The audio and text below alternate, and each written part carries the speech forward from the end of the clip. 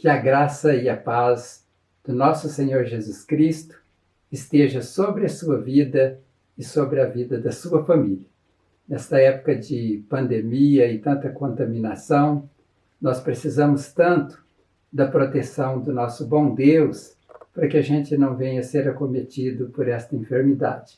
Daí a minha oração tem sido sempre para que Deus proteja todos vocês, em especial aqueles que têm nos acompanhado através do canal Palavras de Vida. Nós vamos hoje tratar de um assunto que de primeiro momento você pode ficar até um pouco espantado com o título, mas o tema da mensagem que quero compartilhar com vocês hoje é: não jogue a palavra de Deus no lixo. Você pode dizer, mas como jogar a palavra de Deus no lixo? Nós vamos tratar deste assunto olhando para aquilo que a Bíblia nos traz, e você vai entender por que o tema desta mensagem. Eu quero dizer para você que este assunto ele é extremamente importante, e eu peço para que você siga a mensagem até o final, porque se você não for até o final, você pode não entender, e isso é muito importante para a sua vida. Hoje, por exemplo, as pessoas estão cuidando muito com a sua saúde, na questão de se proteger contra o novo coronavírus, passando álcool em gel nas mãos, usando máscara, porque estão com medo de ser acometido da doença e nem ter mais atendimento médico e assim perder a vida. Eu quero dizer para você que este assunto ele é tão importante, mais importante do que estes cuidados que nós estamos tendo, porque ainda que nós perdêssemos a vida neste mundo, nós temos a garantia de que teremos a vida eterna com Deus, se nós seguirmos aqueles princípios que Ele tem estabelecido na sua palavra. E se você, então, não souber daquilo que Deus tem estabelecido, o risco é muito maior do que perder a vida em um tempo que nós vivemos aqui. O pior é a pessoa perder a vida vindoura. Por isso Jesus diz que não adianta nada o homem granjear o mundo inteiro e perder a sua alma. Então eu quero que você preste atenção em tudo aquilo que nós vamos dizer. Esse assunto ele está relacionado com aquilo que nós temos de mais precioso em nossas mãos, que veio de Deus, que é a revelação da sua palavra, e esta revelação está dentro das Sagradas Escrituras. Daí o apóstolo Paulo, enfrentando alguns problemas lá no passado, onde pessoas estavam jogando a palavra de Deus no lixo, ele escreve para o seu filho na fé, Timóteo, isso está registrado em 2 Timóteo capítulo 3, verso 16, e ele diz assim: pois toda a Escritura Sagrada é inspirada por Deus e é útil para ensinar a verdade, condenar o erro e corrigir as falhas, ensinando a maneira certa de viver.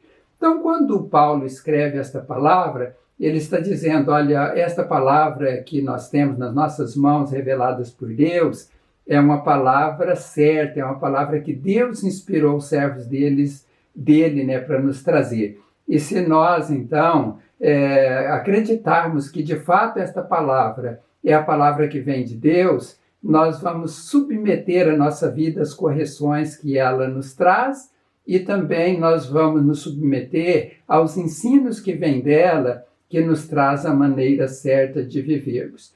E ele até um pouco adiante, quando escreve para a igreja da Galácia, está registrado depois, se você quer ver lá em Gálatas capítulo 1, verso 7, ele diz, na verdade, não existe outro evangelho, porém eu falo assim porque algumas pessoas que estão perturbando vocês, querendo mudar o evangelho de Cristo. Veja bem que naquela época algumas pessoas estavam querendo induzir o povo cristão a jogar a palavra de Deus no lixo, porque eles estavam trazendo um outro evangelho que não era o evangelho verdadeiro. Daí Paulo, então, na sua fala à igreja da Galácia, ele diz, olha, mas se alguém mesmo trazer algum evangelho diferente, ainda que seja um anjo que descer do céu, vocês devem considerar neste anjo como anátema ou como amaldiçoado, que é o significado desta palavra anátema.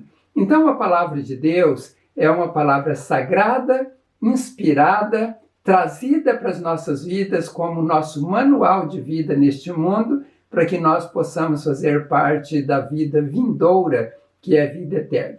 Algumas pessoas, talvez não tendo entendimento, e é claro, não são todos que estudaram, né, a teologia ou até mesmo a história da igreja, alguns já me indagaram, mas e a Bíblia? Como que ela foi escrita? Em que época foi escrita? Como foram organizados os livros? Daí eu não vou entrar muito em detalhes nessa questão, eu já fiz uma mensagem anteriormente que trata deste assunto. Mas o que eu quero dizer é que a Bíblia, então, até o tempo de Jesus, ela era um rolo de papiros, né? E aquilo era escrito em papiros e as pessoas guardavam aqueles rolos, né, conhecido como os rolos da lei, ou os profetas, ou os livros poéticos, e poucas pessoas tinham acesso àqueles rolos, né, que eram os rolos da lei, os livros proféticos ou poéticos. Não havia um livro organizado, até porque não havia imprensa, né, para ter as impressões como nós temos hoje. Mas ainda depois do tempo de Jesus, estes rolos da lei, esses papiros, eles continuaram sendo utilizados. E houve muitos escritos a respeito dos atos de Jesus, das falas de Jesus, eram muitos fragmentos. Isso foram organizados posteriormente, onde Mateus, então, escreve o Evangelho, né, o Marcos, o Lucas e também o João. E aí depois vem as histórias lá do Atos dos Apóstolos, que foi escrita também por Lucas, e aí vem as cartas paulinas, né, e ele escreve, então, várias cartas, depois tem as cartas de Pedro, de Tiago e também as cartas de João lá no final, né, além de tantas outras coisas que nós temos relatados na Bíblia, mas daí lá do Velho Testamento. Então, como que foi organizado nesta Bíblia? Já no primeiro século houve muita discussão, principalmente no meio dos judeus, né, aquilo que deveria ser considerado como a revelação de Deus. Porque havia também alguns outros manuscritos e eles entenderam que precisavam ter critérios para poder ser colocado como uma revelação divina. Daí um dos critérios do povo judeu era que deviam ser a palavra vinda através dos profetas, né, aqueles que foram usados por Deus, né, pessoas que tinham a sua vida, né, dedicada a Deus, devota a Deus, e que viviam segundo aquilo que Deus havia estabelecido. Mas teve alguns livros lá no passado, né, que eles não estavam aceitando que deveriam fazer parte, então, das Sagradas Escrituras. Mas então, depois do primeiro, segundo, terceiro século e de ter se discutido tanto este assunto, né, foi feito um concílio, e é conhecido como Concílio de Hipona, realizado no ano 393 depois de Cristo. Isso aconteceu lá no norte da África, hoje uma cidade chamada Annaba, na Argélia, e ali então se reuniram vários bispos do norte da África, e ali eles estavam então discutindo quais seriam os livros que iam compor as Sagradas Escrituras. É conhecido como cânon, no grego significa vara de medir, para nós seria régua de medir. Então esses livros teriam que entrar ou se encaixar dentro de uma regra que eles estabeleceram, para que elas fossem então, ou esses livros fossem considerados como livros de fato inspirados por Deus. E eles então chegaram à conclusão, naquela época, que 73 livros passaram nesta régua de medir e ia então fazer parte do cânon que nós conhecemos como o cânon bíblico. Mas posteriormente, no século XVI, na época da Reforma Protestante, que veio através de Martinho Lutero, então ele questionou alguns livros que haviam sido inseridos como livros bíblicos inspirados por Deus, porque alguns deles até contradizia aquela revelação que Deus já havia trazido à humanidade no passado através dos profetas e dos seus servos. E aí então Lutero ele achou que o cânon que estava mais aperfeiçoado, mais apurado para saber ou determinar os livros que deveriam existir na Bíblia era o Sínodo de Jamnia, um tipo de concílio judaico que foi realizado no século II. Então muitas pessoas acham que a Reforma Protestante ela usou um cânon depois, lá no século XVI, então foi que Lutero usou, né, aquilo que foi estabelecido bem antes, que foi o tipo de um concílio chamado Sínodo, né, de Jamnia. E eu quero ler um texto que está em 2 Pedro, capítulo 3, né, porque Pedro ele estava também ali cuidando do rebanho do Senhor Jesus, e este rebanho estava sendo atacado por pessoas que não acreditavam no Evangelho de Jesus Cristo, e eles queriam desvirtuar aquilo que Deus havia revelado através da sua palavra, não só dos profetas lá no passado, mas também até mesmo as palavras reveladas por Jesus e dos apóstolos. E Pedro, então, querendo combater as heresias, aquilo que estava de errado naquela época, ele então chama a atenção da Igreja do Senhor Jesus e ele diz o seguinte: meus queridos amigos, esta é a segunda carta que estou escrevendo a vocês. Nestas duas cartas procuro despertar pensamentos puros na mente de vocês, fazendo com que lembrem destas coisas. Quero que lembrem das palavras ditas há muito tempo pelos santos profetas e do mandamento do nosso Senhor e Salvador que foi dado a vocês por meio dos apóstolos que anunciaram o Evangelho a vocês. Primeiro, vocês precisam saber que nos últimos dias vão aparecer homens dominados pelas suas próprias paixões. Eles vão zombar de vocês, dizendo: ele prometeu vir, não foi? Onde está ele? Os nossos pais morreram e tudo continua do mesmo jeito que era desde a criação do mundo. Esses zombadores esquecem de propósito que há muito tempo Deus deu uma ordem e os céus e a terra foram criados. Esquecem que a terra foi formada da água e no meio da água, e também que pela água do dilúvio o mundo antigo foi destruído. Mas os céus e a terra que agora existem estão sendo guardados pela mesma ordem de Deus a fim de serem destruídos pelo fogo. Estão sendo guardados para o dia do julgamento e da destruição dos que não querem saber de Deus. Meus queridos amigos, não esqueça isto. Para o Senhor um dia é como 1000 anos, e 1000 anos como um dia. O Senhor não demora a fazer o que prometeu, como alguns pensam. Pelo contrário, Ele tem paciência com vocês porque não quer que ninguém seja destruído, mas deseja que todos se arrependam dos seus pecados. Porém, o dia do Senhor chegará como um ladrão. Naquele dia, os céus vão desaparecer com um barulho espantoso e tudo o que há no universo será queimado. A terra e tudo o que existe nela vão sumir. Sabendo que tudo isso vai ser destruído assim, então que tipo de gente vocês precisam ser? A vida de vocês deve ser agradável a Deus e dedicada a Ele. Esperem a vinda do dia de Deus e façam o possível para que venha logo. Naquele dia, os céus serão destruídos com fogo e tudo o que há no universo ficará derretido. Porém, Deus prometeu, e nós estamos esperando um novo céu e uma nova terra, onde tudo será feito de acordo com a vontade dele.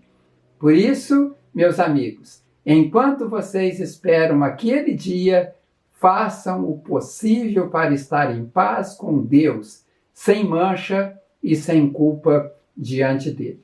Lembrem que a paciência do nosso Senhor é uma oportunidade para vocês serem salvos, pois o nosso querido irmão Paulo, com a sabedoria que Deus lhe deu, escreveu a vocês sobre este assunto. Foi isto mesmo que ele disse em todas as suas cartas quando escreveu a respeito disso. Nas cartas dele, há algumas coisas difíceis de entender, que os ignorantes e os fracos na fé explicam de maneira errada, como fazem também com outras partes das Sagradas Escrituras. E assim eles causam a sua própria destruição. Mas vocês, meus amigos, já sabem disso. Portanto, tome cuidado para não serem levados pelos erros de pessoas imorais e para não caírem da sua posição segura. Porém, continuem a crescer na graça e no conhecimento do nosso Senhor e Salvador Jesus Cristo. Glória a Ele, agora e para sempre. Amém.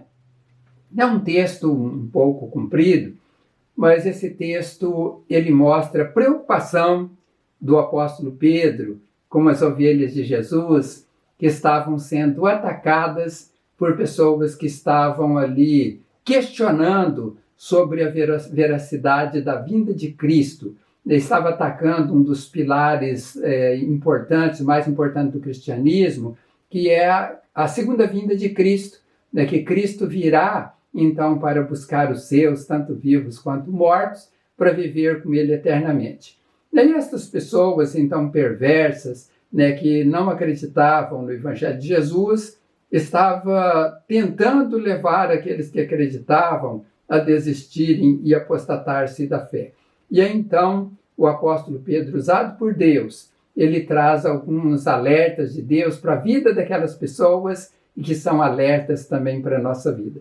O primeiro alerta de Deus que Pedro leva àquela igreja que Deus nos traz também hoje é que a nossa mente precisa ser despertada com pensamentos puros.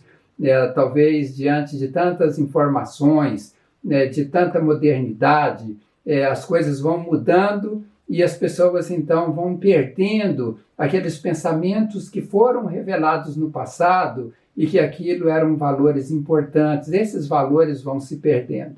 Nós temos aí tantas coisas erradas acontecendo no mundo e que as pessoas estão considerando aquilo como normal, porque é um mundo atual, é um mundo que evolui, a informação que vai chegando e a ciência que vai cada vez aumentando mais, e as pessoas estão achando que a Bíblia ela ficou então ultrapassada, né, que aquilo deve ser deixado de lado, tem que seguir aquilo que está sendo revelado pela ciência.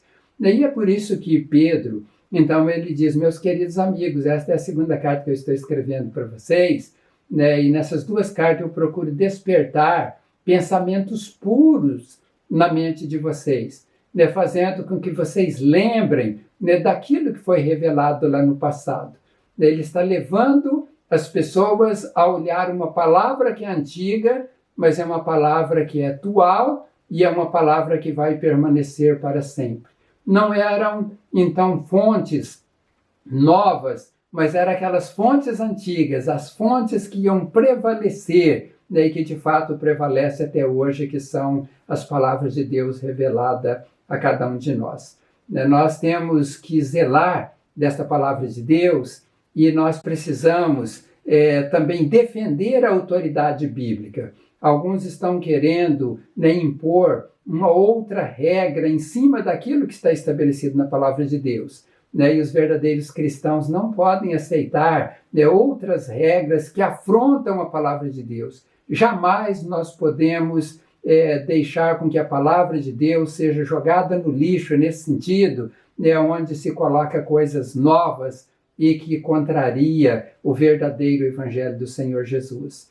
Imagine que hoje nós temos tantas literaturas e nós temos tantos pregadores pelo mundo afora, né, e infelizmente eu tenho que dizer que alguns estão mercadejando a palavra de Deus, né, estão fazendo da igreja negócios, né, onde visam obter lucros, construir reinos, né, enfim, pessoas ficarem ricas, né, através da fé. Isso vai na contramão daquilo que Jesus tem ensinado na sua palavra. E aí, então, quando acontecem estas aberrações dentro da suposta igreja, então, do Senhor Jesus, algumas pessoas passam a desacreditar que, de fato, né, há esta palavra de Deus para nos orientar, porque parece que a palavra ela só veio para tirar, né, vantagem em cima das pessoas, e não é aquela palavra de estender a mão, de levar o perdido à salvação, e nós não podemos deixar, então, que estas pregações falsas, que estas ações de mercadejar a palavra de Deus venha ser suplantada em cima do verdadeiro Evangelho do Senhor Jesus. E nós precisamos, então, alimentar a nossa alma de fontes que venha de Deus. E é isto que Pedro está revelando na palavra. Eu quero que lembrem das palavras ditas há muito tempo pelos santos profetas e do mandamento do nosso Senhor e Salvador, que foi dado a vocês por meio dos apóstolos que anuncia o Evangelho a vocês. Então, este ponto é muito importante, né, deste alerta de Deus, que nós devemos despertar as nossas mentes com os pensamentos puros, e esses pensamentos puros, eles estão nas Sagradas Escrituras. É lá que é a fonte desses pensamentos puros.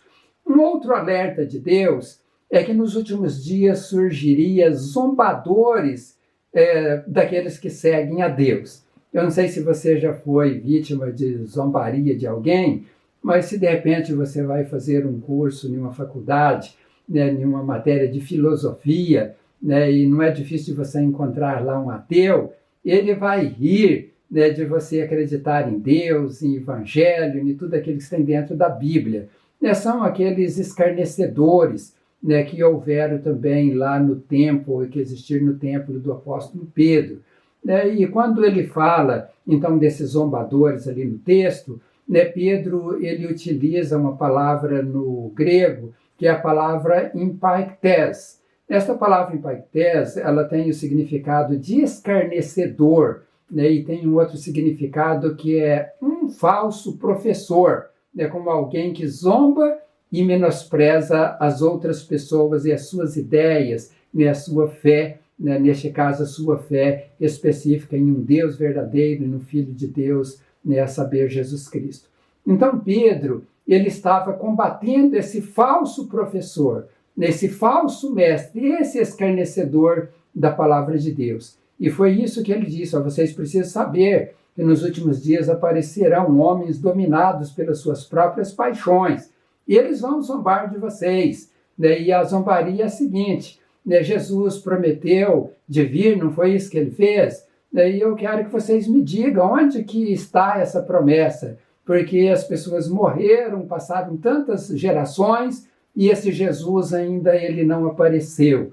Então, esses zombadores, eles querem aniquilar, né, este pilar do cristianismo, né, de que há ressurreição, que Cristo morreu e ressuscitou ao terceiro dia, e que um dia ele virá também para que todos os mortos que morreram com Cristo ressuscitem primeiro para encontrar com Jesus nos ares, e aqueles que estiverem vivos serão transformados num piscar de olhos e também estarão junto com o Senhor para sempre, conforme Paulo fala lá em 1 Tessalonicenses, no capítulo 4. E então esses zombadores, eles tentarão fazer com que os filhos de Deus esqueçam de que este mundo se acabará. E a ideia desses zombadores é que nós vivemos apenas a vida neste mundo, né? Que a vida vai terminar quando nós partimos deste mundo, então não há uma outra vida. Mas eles estão dizendo isso por causa da demora. Deus não tem o relógio como nós, ou um calendário. Então, para Deus, né, o tempo é diferente. E ainda que pareça tardia a vinda do Senhor, né, ele diz que o dia do Senhor chegará como um ladrão, né, e naquele dia os céus vão desaparecer como um barulho espantoso, e tudo que há no universo será queimado, né, a terra e tudo que existe nela vão sumir. E alguém pode dizer assim: mas como que vai desaparecer os céus? O céu é uma imensidão, é porque a nossa vista não alcança, e aparece essa imensidão em azul. O que acontece, e o que vai acontecer, é que este mundo, então, desaparecendo, daí ele vai ser destruído, vai ser queimado no fogo, isso que diz a palavra, né? Isso vai ser tomado por uma escuridão imensa, porque o sol não dará mais a sua luz. É assim que a palavra revela. E uma vez que não existe mais sol brilhando neste mundo, vai desaparecer o céu, não será possível enxergar, né, o céu no meio da escuridão. Vai ser uma coisa tão feia que nenhuma pessoa gostaria de ficar neste mundo, no meio de uma escuridão, onde não há mais esta beleza estabelecida por Deus. Então ele alerta que, sabendo que tudo isso vai de fato acontecer, que vai ser destruído, aí ele então faz a pergunta: que tipo de gente vocês precisam ser? Como vocês devem conduzir a vida de vocês? De acordo com os ensinos aí dos filósofos, que são aqueles que não acreditam em Deus, através da ciência, que querem dizer que o mundo passou a existir de uma explosão, de um Big Bang. Vocês querem seguir aquilo que é ensinado, então, numa novela, por exemplo, a promiscuidade, que vale qualquer coisa, salve-se quem puder. É esse tipo de gente que vocês querem ser? E se é esse tipo de gente que vocês querem ser, vocês estão jogando a palavra de Deus no lixo.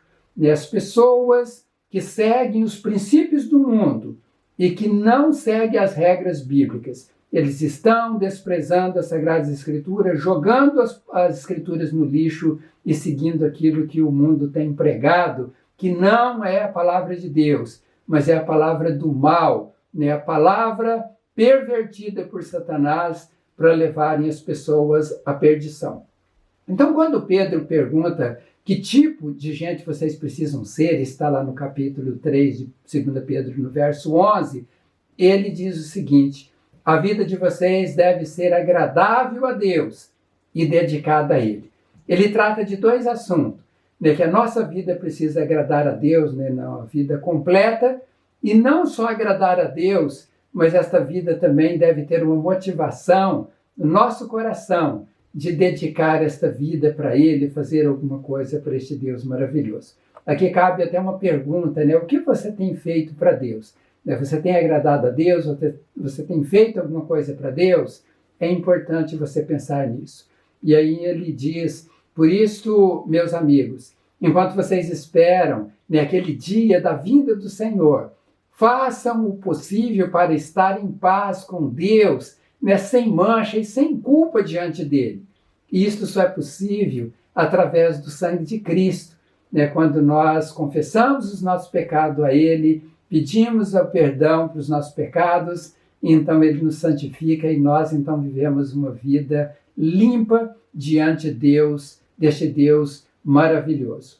Então é importante que nós tenhamos a consciência de que este mundo vai passar, que tudo neste mundo vai deixar de existir, que Deus vai criar novos céus, uma nova terra, como diz lá em Apocalipse, uma nova Jerusalém que de Deus descia do céu, como algo endereçado, como um esposo endereçado à noiva. A noiva de Cristo é a sua igreja. Este noivo vem então para recolher a sua igreja para viver com ele eternamente. E ele então, sabendo disso, querendo que a fé dos filhos de Deus não fosse pervertida, ele diz: amigos, portanto, tome cuidado para não serem levados pelos erros de pessoas imorais e para não caírem da sua posição segura. O que ele diz lá no verso 17 do capítulo 3 de 2 Pedro.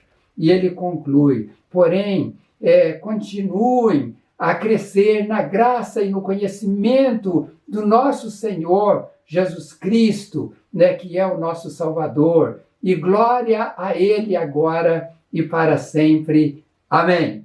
Então, que Deus lhe ajude, meu amigo, meu irmão, a seguir estes conselhos. Não deixe o seu coração ser alimentado com heresias, com aquilo que tudo pode, que o amor de Deus é maior, que Ele tolera todas as coisas. Isso é uma mentira. Isto vem para corromper a humanidade e levar as pessoas à perdição. Mas nós que temos a revelação divina, nós devemos abraçar essa revelação divina, essas sagradas escrituras, e zelar de tudo aquilo que está escrito nela. E não só zelar, mas seguir, ser um exemplo neste mundo, ser a luz do mundo e ser o sal da terra. Que Deus te abençoe, em nome de Jesus, e eu quero orar para que Deus venha nos ajudar a caminhar nesta direção apontada pela sua palavra. Senhor Deus e Pai soberano, eu te agradeço mais uma vez, meu Deus, por poder transmitir a tua palavra a todos estes que me ouvem nesta hora. Meu Deus, coloque as tuas mãos sobre os teus filhos espalhados por toda a terra, para que eles possam, Deus, ser preservados daqueles que são os professores maus, os mestres maus, os falsos mestres que vêm, ó Deus, para deturpar a tua palavra. Não deixa, ó Deus, que os teus filhos sejam levados por doutrinas falsas, ó Deus, sejam convencidos por um evangelho que talvez no primeiro momento agrada os olhos, agrada até o coração, porque não exige renúncia. E nós sabemos, ó Deus, que aqueles que querem seguir ao Senhor precisam renunciar a si mesmo e tomar a cruz de cada dia e te seguir. Meu Deus, cuida do rebanho do Senhor. Nos ajude, ó Deus, a cuidar também, a ensinar, a ministrar a tua palavra com responsabilidade, porque eu sei que as ovelhas são do Senhor. E quanto àqueles ou aquelas pessoas que ainda não conhecem o evangelho puro, verdadeiro, aquele que alimenta a alma, aquele que conduz à salvação, que esses assim o encontrem, para que possam, Deus, ser agraciados com as bênçãos que o Senhor tem para cada um de nós, da qual ou das quais a maior é a salvação. Que todos, ó Deus, encontrem o Senhor e sigam os teus conselhos. É o que eu te peço, ó Pai, em o nome do Senhor Jesus. Amém. Que Deus abençoe grandemente a sua vida, e eu peço mais uma vez que você compartilhe este vídeo, esta mensagem com as pessoas que você conhece. E se você compartilhar, você vai estar multiplicando esta mensagem que vai abençoar pessoas aí pelo mundo afora. E também, se você não se inscreveu ainda no canal Palavras de Vida, se inscreva. Eu tenho orado por todas as pessoas que estão inscritas neste canal, né? E eu sempre tenho falado, Senhor, abençoe todas estas pessoas, né, que estão aí nos apoiando, nos ajudando. Está certo que nós oramos por todas as pessoas, mas eu faço uma oração também específica para aqueles que fazem parte do canal. Então, se você clicar lá e adicionar, né, você vai receber também os avisos quando as mensagens forem postadas. E eu quero que você seja um parceiro, né, porque nós estamos juntos como embaixadores de Cristo para levar o Evangelho Salvador à humanidade. Um grande abraço, fique com Deus, que Deus lhe abençoe no nome do Senhor Jesus.